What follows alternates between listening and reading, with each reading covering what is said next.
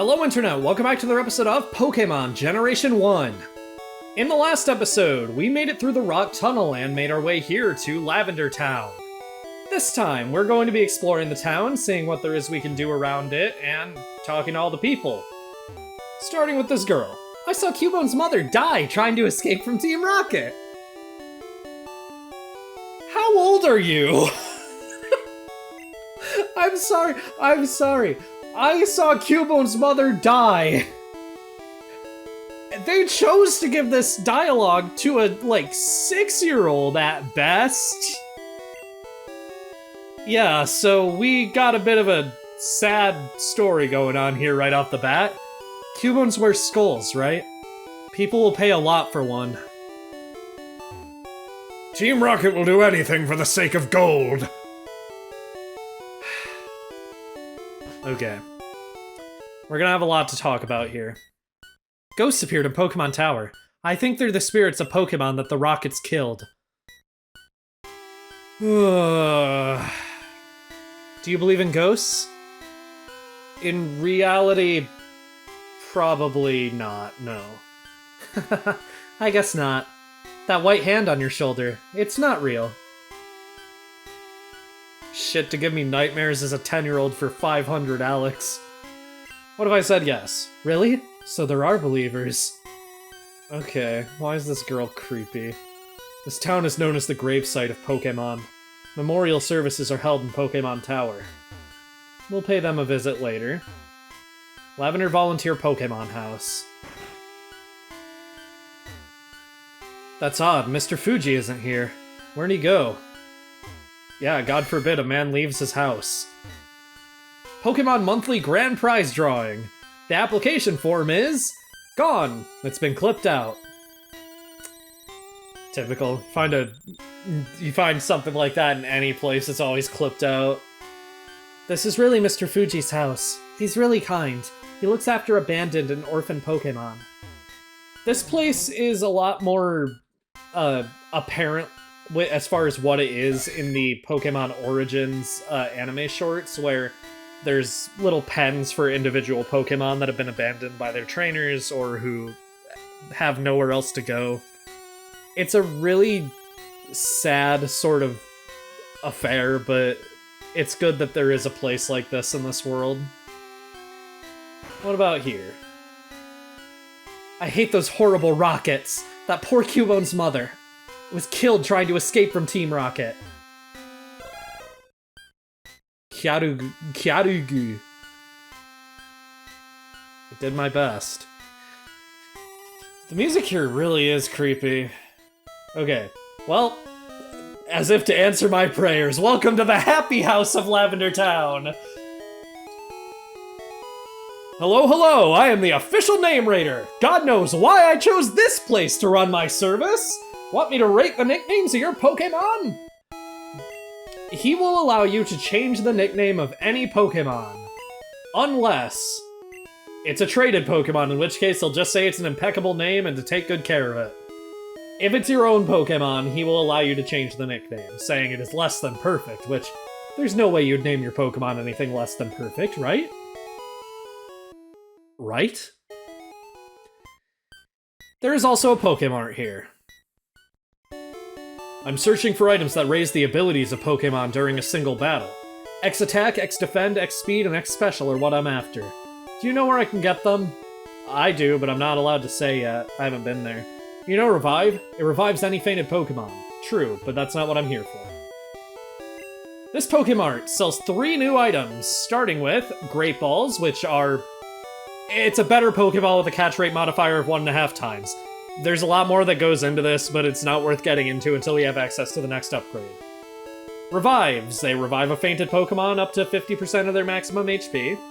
And Super Repels, which prevent wild Pokemon of a lower level than the lead Pokemon in your party from appearing for 200 steps.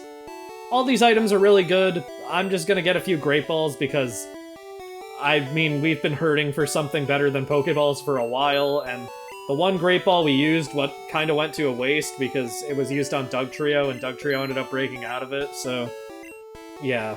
I'll buy some Super Repels too, because you can never have enough Repels. Okay. Anyway.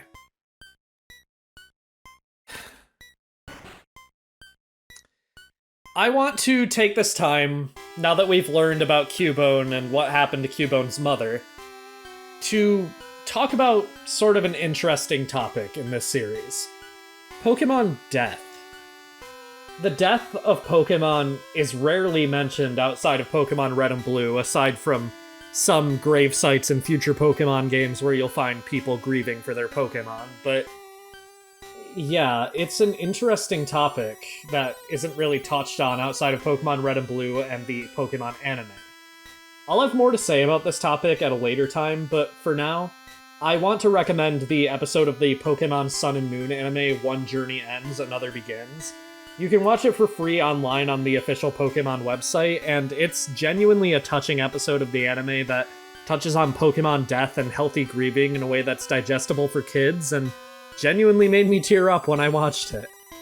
I'm trying to keep my commentary mostly to Generation 1 based stuff, but I have to recommend this episode. The anime is genuinely great, aside from Pokemon Black and White, and I'd be remiss not to mention it here.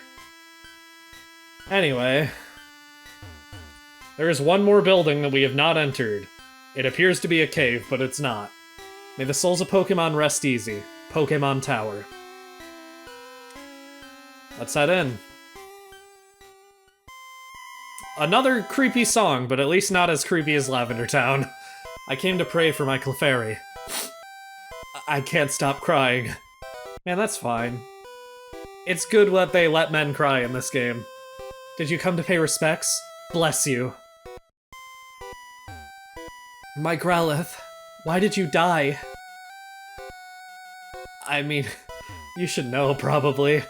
Pokemon Tower was erected in the memory of Pokemon that had died. But now they don't die, clearly. I am a channeler. There are spirits up to mischief. Heading up to the second floor. We can see someone here who we know, but we're not here to fight him right now. I was going to encounter a Pokemon here, but I don't think wild Pokemon appear on the second floor, so yeah. Just know you can progress through this dungeon, but as you keep going up and up and up, the Pokemon in this dungeon end up not being Pokemon. You'll encounter a ghost, and the ghost will just tell you to go away. Your Pokemon will be too scared to fight, and there's nothing you can do. There is one thing you can do, but we can't do it yet because we haven't reached the right place yet. So with that brief explanation gone over, let's go ahead and leave Pokemon Tower for now. We can't progress legitimately, and even if we could, I don't know. Doesn't seem right now. It's not the right time. Gonna go ahead and deposit some Pokemon I don't need right now into the PC, and then we'll go ahead and head out. I went ahead and deposited Voltorb, and just so you know, you will never need Flash again after Rock Tunnel. Rock Tunnel is the only dark cave in the entire game.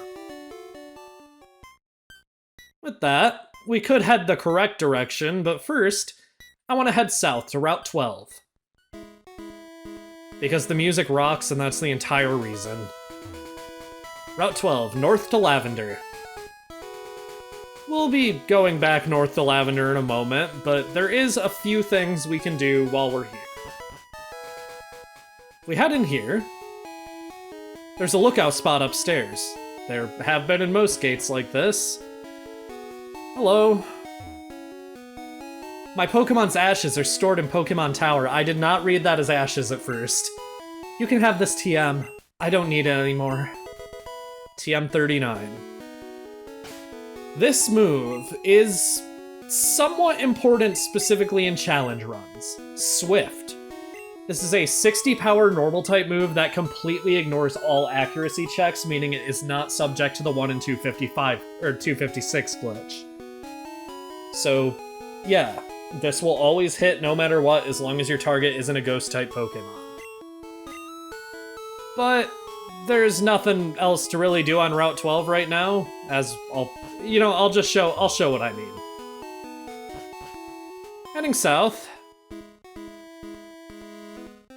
Well, there are actually some trainers to fight. I thought we got blocked off here a lot sooner. Okay. Well. You know what? Sure, why not? We're meant to be fighting these trainers now. I'll probably cut out most of these battles because I have a lot more I want to get done in this episode, but why not? You can't complain about more experience. Fisherman wants to fight. This brings me to a funny point from the manga.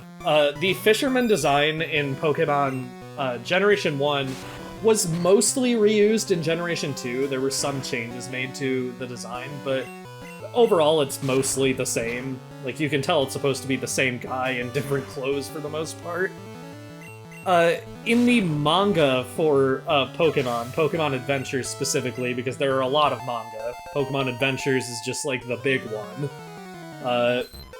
There is a fisherman who ends up being a sort of important supporting character in the Gold and Silver arc, who sort of helps Yellow out. This dude smokes a cigar. I almost said cigar, but pronounced the cigar part like you pronounce cigarette. And I'm glad I didn't go through with it, because that could be edited in a very bad way. But, yeah. Anyway, he smokes a cigar, and I think it's funny. I think it's funny whenever characters smoke, and then they, like, find some way to change it in localizations of media. Okay. Easily one-shot this dude's Pokemon. And another Goldeen. This dude is really blowing me away with his choices in Pokemon. The Poliwag was actually somewhat interesting. I don't know if we've seen one of those yet, but come on, Goldeen. We've already talked about how bad it is, and we haven't even gone over the bio yet.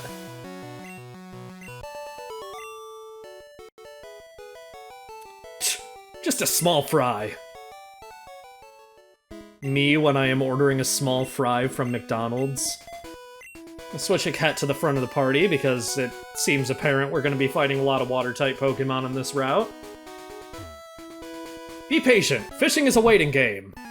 Man, I don't know why you're talking about fishing. I only have the Old Rod. Magikarp is the only Pokemon I can catch here right now. Tentacool. Immediately making Hiket a sort of just okay choice instead of the premier choice. Sandslash would be better here. That looks like not very effective damage. It might just be because Vine Whip is sort of pathetically weak, but that did not do as much as I would have liked. I know Vine Whip is neutrally effective on Tentacool. Even if the text says not very effective, it's normally effective. Hopefully Dig just knocks out. Yeah. I mean, as it always does, I guess, but... Goldeen. This Goldeen has been using Peck, and that actually makes me curious. Did they give Goldeen and its evolution Drill Peck in future generations? I know it doesn't learn it in this game, just because I've been putting notable moves on the bios for all the Pokemon, and I know for a damn fact I did not put Drill Peck on Goldeens, but... if they do give Drill Peck to Goldeen in future games, that could actually make it a lot more interesting. The Fishing Fool versus the Pokemon Kid!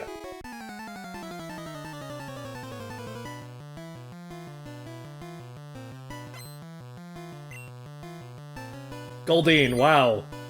I'll cut out this Level 27?! Dude! You could have a Gyarados if you just caught a Magikarp.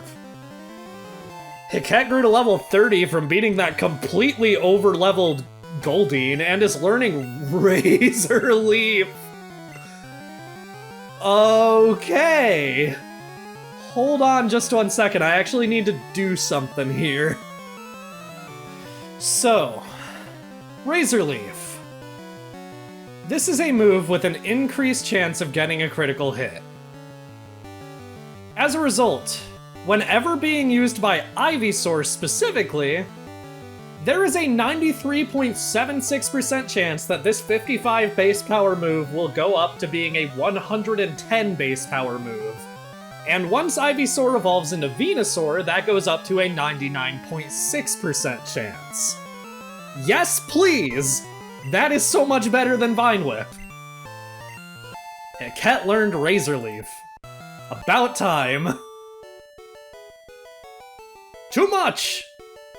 I just spent about 10 minutes probably doing math, so... Wow. And that's just because I got the equation wrong the first couple times, too. I just ended up having to look up I ended up just looking up Ivysaur's critical hit rate and multiplying it by 8, since all the moves that have an increased critical hit chance just have an 8 times more likely... It's just 8 times more likely for them to land as a critical hit. Let's see our first almost guaranteed critical hit, Ivysaur. Come on, you got this!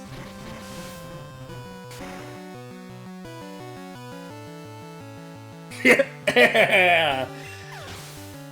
That wasn't a weird skip in the audio, that was just a genuine hiccup. Okay. I'll cut ahead to when I'm done with this battle, it's just gonna be all generic water types. Missed once, but still every single time I hit, it was a critical hit. It's not easy. It's not easy being me. Garfield, you fat cat. I don't know why that's what that reminded me of, but it is. Anyway, we finally made it down here, and we can actually read the sign now. Sport fishing area. So it's legal to fish here and nowhere else, I guess? A sleeping Pokemon is still blocking the way, but we've made it back around. You can see why we were blocked off to Rock Tunnel. I'll meet you back in Lavender Town. So we were able to see a lot more of Route 12 than I expected, but, I mean, not that much more, so we're just gonna continue on with what I was planning for this episode and heading on to Route 8. Welcome! You can see there are new encounters, but we don't see the tall grass quite yet, so let's go ahead and fight some trainers. I want Hiket to get as much opportunity to use her fancy new move as she can. Last wants to fight. Clefairy. It will not survive a single hit of Razor Leaf. So, of course we missed the first one. As I was saying, Bulbasaur has always been the starter that I choose in, like, casual playthroughs of Red and Blue ever since I was a kid. Getting Razor Leaf, usually around Cerulean City, because when you're a kid, you're using one Pokemon and not bothering to train anything else. Using Razor Leaf that early in the game just felt like resorting to nuclear weaponry in, like, a bar fight. That's how powerful it is. Especially, you can imagine that early in the game when you're already overleveled and you're getting a critical hit with almost every attack. It's a power trip for a kid. I'm a rambling, gambling dude! Hell yeah! Up top, brother! I love this guy. What is he holding? Is he holding Yahtzee? And a doll? Oh wait, that's a dice between two fingers. And then I guess it is Yahtzee. My dude is gambling over Yahtzee. I think that's awesome. Growlithe, okay. Well, Hiket, how confident am I feeling in Razor Leaf? I should not have felt that confident in Razor Leaf, I suppose. Growlithe is piss weak, though, so I'm gonna keep going for it. Come on, big numbers! Show me big numbers! This gambler's rubbing off on me.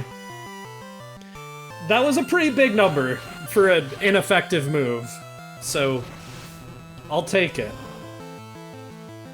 Goodbye, Growlithe. What else you got? Vulpix! Not a bad choice. Thought about using Vulpix myself a few times in Let's Plays. I almost did get to use one when I was Let's Playing Pokemon Sun and Moon, but then I rebooted the entire channel before I got far enough in that Let's Play to actually catch a Vulpix. I really do like Vulpix, though. It's one of my favorite Fire-type Pokemon. Alright.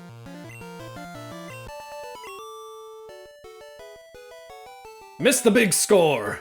Eh, it happens, dude. Don't sweat it. We use Cut here. I know there's trainers to the north, but there's Pokemon to see.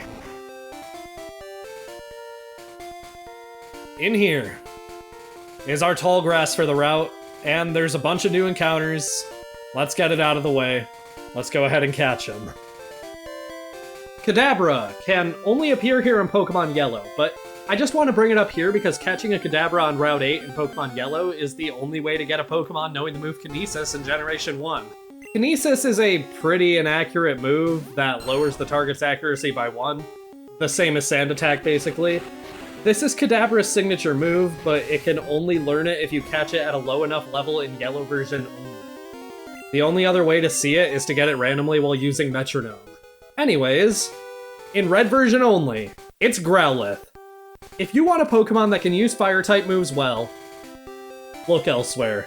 Growlithe can only use Ember until level 50, and if you evolve it, it doesn't learn a better Fire-type move at all. It does get access to some decent moves through TMs, most notably Dig, but until much later in the game, most of its best TM moves are going to be unavailable. It's not unusable, but there are certainly much better options for Fire types. Upon evolving, Arcanine is very much more of the same, despite its status as the legendary Pokemon. Its move pool is non-existent through level up after evolving, and it doesn't have much more compatibility with TMs than Growlithe did. Unfortunately, it's just not really worth the time it takes to train a Growlithe before evolving it to make Arcanine useful. But luckily, you're not missing out on much. Its sprite is horrible to look at in Red and Blue. What are you? And in Blue version, would you believe it, we got lucky again, it's Vulpix! Vulpix is a significantly better choice for a Fire-type Pokemon in Generation 1. It has a very high special stat and speed stat, allowing it to deal damage quickly. While it runs into the same issue of not learning any moves after evolving, unlike Growlithe, it learns its last move at level 42, and even then it learns its best damaging move at level 35. Meaning if you're willing to miss out on Fire Spin, it can evolve much sooner. That's all not even mentioning Confuse Ray and Body Slam. Vulpix is able to get off the extremely dangerous Parafusion combo. Paralyzing and confusing a Pokemon leaves them with roughly a 25% chance of being able to move at all, and a 50% chance of hitting themselves instead. Vulpix has the ability to turn its opponents into their own worst enemies, especially in combination with its already strong special attacks. And obviously, Ninetales is more of the same. I don't need to go into too much detail about it though, because I intend to show what makes it so good myself. Vulpix is the third member of my team. So for some fucking reason, my luck on finding Vulpix is just ungodly horrible. It was my first encounter, then I accidentally knocked it out, and I haven't been able to find a single other one. It is the fourth member of my team, fourth permanent member anyways. If it'll ever fucking show up, I need to catch 2 of them. As soon as I started using speed up, it showed up again. You know what? That's fine. That tracks for my luck, honestly. We don't really have a way of weakening it. Dux is way too underleveled, and the rest of our party is way too overleveled, so... just gonna throw a Great Ball and pray. 1 down. Gonna go ahead and catch 2 before I decide on which one I want to be a team member. Vulpix, the fox Pokemon. At the time of birth, it has just 1 tail. The tail splits from its tip as it grows older. So we got one that's already 6 years old or older, I suppose. It's never stated how long it takes for the tail to split, but Vulpix has 6 tails, so I don't know. That's just my logic, though. Okay, I found a second one. Just Sleep Powder and Great Ball again. Best I can do. Thank you for staying asleep. And Great Ball. Please just work, first try. Don't make this harder than it has to be. Thank you. Alright. Let's check their stats and see which one is better off. 18, 21, 27, 26. 20, 19, 24, 26.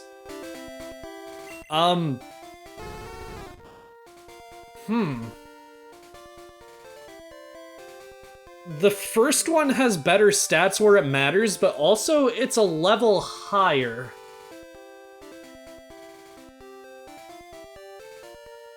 I think I want to level this one up once, just to see how it compares then, and then we'll figure it out.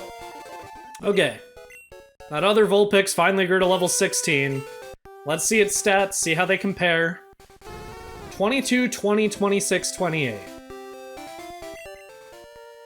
18, 21, 27, 26. That's speed stat. Okay. What do I care more about? Do I care more about its special or more about its speed? Results are in my brain, and I think I care more about its special, plus I'm already attached to the one that I've been training up to get it to this point, so... yeah. I think I know which one is going to be the team member.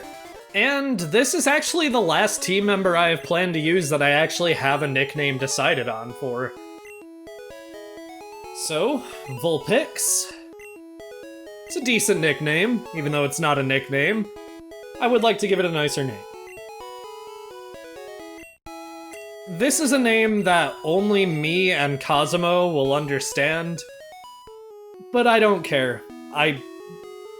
That's all I need. I like Lamp. This Pokemon has been renamed Lamp. That's a better name than before. I agree, nobody else will. Alright. We have a new team member. We could end the episode here, but... I should end the episode here, but I'm not gonna. We're gonna continue on. There's a lot of trainers to fight out here, but... it's gonna be worth it for the experience. I'll also go ahead off screen and fight those trainers just outside of Rock Tunnel. I'll probably actually... I'll record myself doing it, but I am gonna do it, like, between episodes, just so it doesn't take up even more time, but... while I was leveling up Lamp, Annabelle went ahead and grew to level 30 from beating, like, a level 16 Meowth or something. It's a very, unceremonious way to level up, but... it did happen. Annabelle's level 30 now. We're actually reaching the level 30s way earlier than you would in a normal Pokemon game. I suppose this is a normal Pokemon game, quote-unquote, considering it's the first one, but... future Pokemon games, like, level 30 is like a 4 to 6 gym badge sort of thing. Except for Generation 2, where it's a you're about to beat the game kind of level. I have strong, largely negative feelings about Generation 2, but we're not gonna be going into that right now. We'll go into that another time when it makes more sense to go into that. Is it over here that I remember the weird cluster? Yes. What are they doing? What is this formation they're in? School is fun, but so are Pokemon. Me when I was in school and would skip school to play Pokemon. Okay. I'm going to cut ahead to when I'm done with this battle unless I see something interesting, and I think I'll just go ahead and fight this entire cluster and just cut around to anything interesting that might happen. Because something tells me nothing interesting is gonna happen other than seeing Koffing's goofy-looking Generation 1 sprite. We must look silly standing here like this. Yeah, you do! According to the super nerd, when I talked to him, he said they're stuck here because of the gate to Saffron being blocked by the police, so... yeah, you know what, that makes sense. You still don't need to be standing in such a goofy-looking formation, though. Annabelle grew to level 31 because this Lass's team was uniquely designed to be destroyed specifically by Annabelle. Look what you did! 1? Meowth is so cute. Meow, meow, meow. Oh my god, they put me in the game. Holy shit. That's just me. Lamp grew to level 17. Meow. Oh my god, I agree. I think Pidgey and Rattata are cute too. You had 3 Meowths. I like Nidoran, so I collect them. There's 2 of them. I mean, 4, I guess, if you collect the shinies too, but... I mean, Gen 1 shiny hunters actually are insanely impressive to me, because that has to take so much patience. Patience that I'm going to need to have soon. So, Lord give me strength. I have some plans for this LP. Lamp actually beat her first Pokemon all on her own. She beat this Nidoran female. She is in no way prepared to take on a Nidorina, but hey, cool moment. Caught on film. Good critical hit from Margarine, too. She doesn't want to be outshined by the newbie. Why? Why? When Pokemon grow up, they get ugly. They shouldn't evolve. Poor Nidorina. How could you be so mean to your Pokemon? Jesus. Like, come on. I agree that some Pokemon get ugly when they evolve, but like, at least I'm not gonna say it after they immediately after they get punched in the face by psychic power. I don't know if confusion really counts as a punch, but you know what I mean. Alright, continuing on. It's just ledges. What do we got over here? Looks like another gate that probably leads into Saffron City. This gambler, who I'm going to avoid fighting for now because he's actually another trainer that can be used to activate the Mew glitch. We'll talk about that later. Underground path, Celadon City to Lavender Town. We'll be taking that shortly, but first, I want to enter the Saffron City gate. I'm on guard duty. Gee, I'm thirsty, though. Oh, wait there. The road's closed. He's still thirsty. We still cannot pass, even though he is a completely different person in a completely different location. Can both of these people be used for the Mew glitch? Okay, interesting. I'll stop next door so I don't accidentally, activate one of their battles. Anyway. With all that done, we caught an entirely new team member, got a volatile new weapon on Hiket's moveset, and explored all of Route 8, Lavender Town, Route 12, and its surrounding areas, so next time on Pokémon Generation 1, we're going to be continuing into the underground path and seeing where we end up. See you guys then. Before the end screen, one interesting thing. If you talk to this junior trainer outside of Rock Tunnel after beating her, the Pokemon here are so chunky. There should be a pink one with a floral pattern.